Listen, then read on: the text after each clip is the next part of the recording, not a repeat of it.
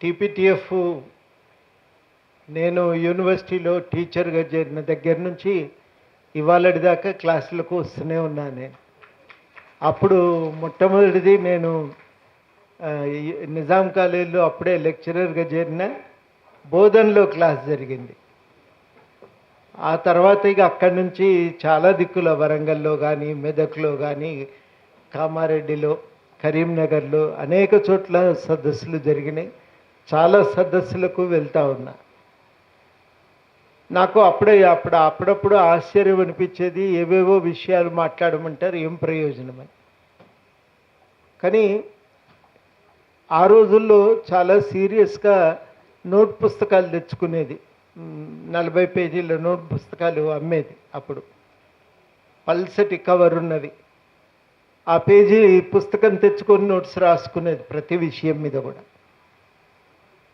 ఊళ్ళో ఉన్న యువకులను, తర్వాత ఆసక్తి కలిగిన జనం కూడా వచ్చేది ఆ మీటింగుల్లో కూర్చునేది.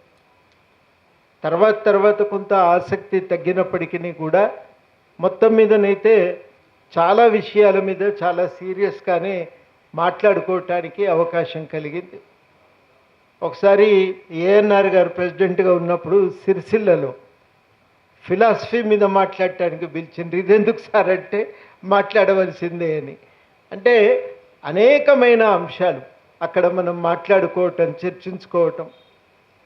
మనకు ఉపాధ్యాయునికి ఒక విషయం ఏంటంటే, మన తరగతి గది అనేది సమాజం.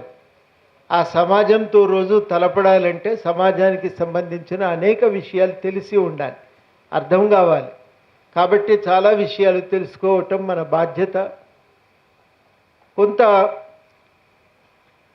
ఈ ఆసక్తి తగ్గిన ఇప్పటికీ కూడా కొంత చిత్తశుద్ధితో ఈ విషయాల మీద అధ్యయనం కానీ ఆచరణ కానీ కొనసాగిస్తున్నది టీపీటీఎఫ్ఏ. కాబట్టి టీపీటీఎఫ్ను నేను అభినందిస్తున్నా. చాలా ఎప్పటికప్పుడు మరి దాన్ని నిత్యనూతనంగా నడుపుతూ ఉన్నారు. అనేక సమస్యల మీద ఎప్పటికప్పుడు స్పందిస్తూ సంస్థను దాన్ని బలోపేతం చేసుకుంటూ విస్తరిస్తూ సాగుతూ ఉన్నారు. అది నాకు చాలా నచ్చినటువంటి విషయం. ఇవాళ స్కూలు విద్య ఒక సంక్షోభంలో ఉంది. ప్రైవేటు విద్య బాగా పోకపోతే, ఆ స్కూలుకు పోకపోతే ఎక్కడ తప్పుపడతారో అనే సందర్భం, సామాజిక సమయం ఇది. ఈ సందర్భంలో మనం తప్పకుండా స్కూలు విద్యను కాపాడుకోవాల్సిన అవసరం ఏర్పడ్డది. నేను చాలాసార్లు మన మిత్రులకు ఏం చెప్తున్నానంటే, స్కూలు విద్యా కార్యక్రమం గురించి మనం చాలా ప్రయత్నాలు చేస్తున్నాం. ఇప్పుడు ఇంతకుముందు ఒక ఉపాధ్యాయ మిత్రుడు పుస్తకం రాసిండు, పిల్లలకు నీతి బోధన ఎట్లా చేయాలి. పొద్దున నా దగ్గరికి ఒక ప్రైమరీ స్కూల్ టీచర్ ఇంటికి వచ్చిండు. ఆయన చేతి వ్రాతతో ఒక పుస్తకం తయారు చేసిండు, చేత్తోనే రాసిండు మొత్తం. టైపు చేయలేదు, డిటిపి కూడా చేయించలేదు ఆయన. కానీ చాలా అద్భుతమైన పుస్తకం, మంచి విశ్లేషణ ఉంది స్కూల్ మీద, గ్రామం మీద ఏం చేయాలి అని. ఇట్లాంటి కృషి చాలా జరుగుతుంది. స్కూళ్ళల్లో అడ్మిషన్స్ను సాధించడం కోసం మనం చేస్తున్న కృషి కూడా చాలా ఉంది. ప్రతిసారి ఎండాకాలం అంతా కూడా బ్యానర్లు కట్టుకొని ఊరూరు తిరిగి ప్రచారం చేసి మనం అడ్మిషన్స్ సాధించడానికి చేస్తున్న ప్రయత్నం. ఆ స్కూలు పిల్లల్లో మంచి ర్యాంకు తీసుకొచ్చి వాళ్ళతోని చదువుల్లో రాణించడానికి చేయూతనిస్తున్నటువంటి కృషి మనది చాలా ఉంది. నా దృష్టిలో ఇవన్నీ కూడా రికార్డు కావాలి. బయట ప్రపంచానికి మనం తెలుసు కావచ్చు అనుకుంటాం, కానీ మనం చేస్తున్న ఈ పనులు బయటి వాళ్ళు ఎవరికీ తెలియవు. ప్రతి సంవత్సరం కూడా ఒక యాన్యువల్ బుక్ లాంటివి తెచ్చి ఈ కార్యక్రమాలన్నింటినీ రికార్డ్ చేసి మనం పంచాలి. అది మంత్రులకు పంచాలి, ఎమ్మెల్యేలకు ఇవ్వాలి, అధికారులకు కూడా మనం ఇస్తే, మనం సంఘంగా వాస్తవానికి టీచర్లకు సంబంధించిన జీతభత్యాల సమస్యల కన్నా, టీచర్ల హక్కుల సమస్యల కన్నా మనం ఎక్కువగా స్కూలు పరిరక్షణ మీదే పనిచేస్తున్నాం అనేది బయట ప్రపంచానికి మనం తెలియజెప్పగలుగుతాం.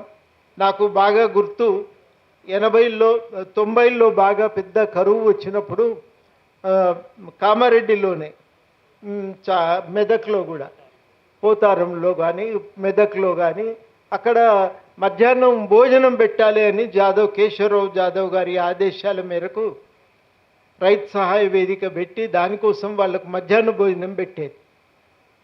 అప్పుడు టీచర్లే, అప్పుడు అనిలు వీళ్ళే మాకందరికీ సహకరించింది. ముత్యాల్ గారు మెదక్లో, వీళ్ళందరూ సహకరించటం వల్ల ఇట్లాంటి కార్యక్రమం అనేది సాధ్యమైంది. చాలా విషయాల మీద అధ్యయనం చేయటానికి వెళ్ళినప్పుడు సహకరించింది స్థానికంగా టీచర్లే. కరెంటు షాక్ల మీద మేము అధ్యయనం షాక్ల వల్ల మరణించినటువంటి కేసులు లెక్కదీయటానికి మేము బయలుదేరి వెళ్తే చాలా చోట్ల, ముఖ్యంగా మెదక్లో కొండలరెడ్డి గారితో కలిసి చాలా గ్రామాలకు వెళ్ళి అధ్యయనం చేయటం జరిగింది. చాలా విషయాలు అట్లా మనకు ఎన్నో విషయాల మీద అధ్యయనం చేయటం జరిగింది. తెలంగాణ రాష్ట్ర సాధన ఉద్యమంలోనైతే టీచర్లే ముందున్నారు. మన సంగారెడ్డిలో అశోక్ గారే దానికి జేఏసీకి చైర్మన్గా ఉండేది. చాలా చోట్ల టీచర్లే జేఏసీ చైర్మన్లుగా ఉండి ఆ ఉద్యమాన్ని నడిపిన సందర్భం ఉంది.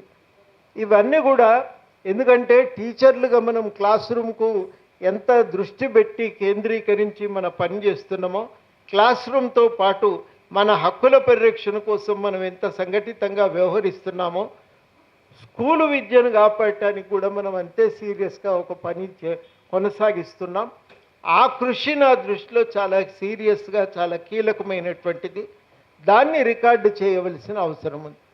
దానివల్ల సంఘానికి సమాజంలో ఉండే గౌరవ ప్రతిపత్తులు పెరుగుతాయి. అది చాలా కీలకంగా ఉపయోగపడుతుంది కూడా. మనం మాట్లాడేటప్పుడు ఆ మాటకు విలువ పెరుగుతుంది. దానికోసం కూడా మీరు కృషి చేస్తారని చెప్పి నేను ఆశిస్తున్నా.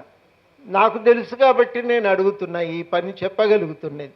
బయట చాలామందికి తెలియదు కదా, దాన్ని రికార్డ్ చేయటం మనం ఒక బాధ్యతగా తీసుకోవాలని మీ అందరినీ కూడా ఈ సందర్భంగా కోరుతూ, ఇంకొక మాట, స్కూలు విద్య మీద వాస్తవానికి ఇవాళ ఏంటంటే ఇది సంక్షోభంలో కుప్పగూలిపోయింది.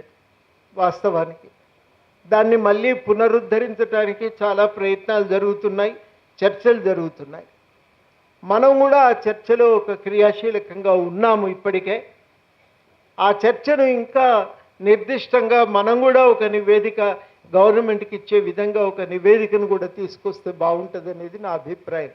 ఇవాళ నేను పొద్దున నేను చెప్తున్నా కదా, ఒక ప్రైమరీ స్కూల్ టీచర్ జగిత్యాల నుంచి వచ్చి నాకు ఇంటి దగ్గరికి వచ్చి ఆ రిపోర్ట్ ఇచ్చిండు 7 గంటలకే. ఆయన జగిత్యాల నుంచి ఎప్పుడు బయలుదేరిండో కానీ 7 గంటలకే వచ్చి నాకు ఆ నివేదిక ఇచ్చిండు. మంచి ఓపికగా అనేక విషయాలు పరిశీలించి ఆయన నివేదిక తయారు చేసింది. నేను అనుకోవటం మనమే చేయగలుగుతాం కదా చాలా విషయాల మీద, స్కూల్ విద్య ఎట్లా ఉండాలని. అట్లాంటి ఒక నివేదిక మన వైపు నుంచి కూడా ఒకటి రావాలని చెప్పి నేను భావిస్తూ ఉన్నా. ఈ విషయాల మీద జరిగే ఏ కృషికైనా టీపీటీఎఫ్కు ఇదివరకు ఎట్లాగైతే కలిసి పనిచేసిందో టీపీటీఎఫ్తో భవిష్యత్తులో కూడా అదే విధంగా కలిసి పనిచేస్తానని హామీ ఇస్తూ నాకు ఈ అవకాశం ఇచ్చినందుకు కృతజ్ఞతలతో సెలవు.